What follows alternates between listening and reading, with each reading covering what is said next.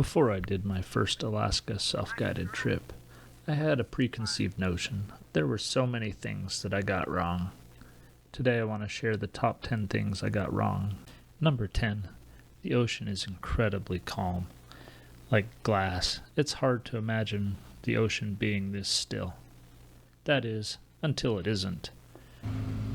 When the weather kicks in, that glass-like ocean can get really rough, and you've got to be ready for both. Number 9. Your rain gear isn't really waterproof. Rain gear that had held up for years for me at home didn't stand a chance when I went to Alaska. It's really important that you invest in really good rain gear. Pro tip, no matter how much your Gore-Tex rain jacket costs, it's eventually going to leak. Number 8, expect delays. Before I went to Alaska, a delay for me was 15 minutes to an hour. In Alaska, a delay can literally last for days.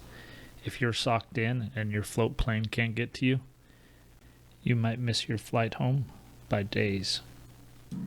There's so many things that can destroy your timeline in Alaska. You'll definitely want to build this into your schedule. Another difference is that the regulations change frequently. Where I'm from, you almost don't even have to pick up a regulations booklet. In Alaska, it could change day to day. Sometimes it becomes more restrictive, sometimes you can keep more. It just all depends. These regulations are strictly enforced. Fish and Game keep a very close eye. Something like fishing during prohibited hours or not releasing a snagged fish can net you a fine over $100.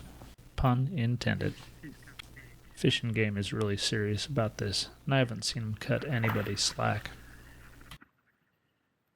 Another thing I didn't know is that tides are a really big deal. I knew tides were important as far as fishing, but what I didn't realize is that the tides could come up as much as 20 or 30 feet. These videos were taken at the same place over a course of about 4 hours.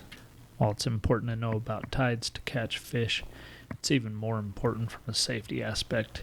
If you get stuck in the mud at low tide and then the tide comes up, it's not going to be a good day. Also, if you beach a boat at high tide, chances are you got about 12 hours before you're going to leave. Another thing I had almost no concept of was how few roads there are in Alaska. Just look at the Kenai Peninsula. There's essentially a road to Seward and a road to Homer. Other than that, you're not going to get there by car. It's going to be either plane or boat. That leads into the other thing that I didn't know about Alaska. Everything is just harder here.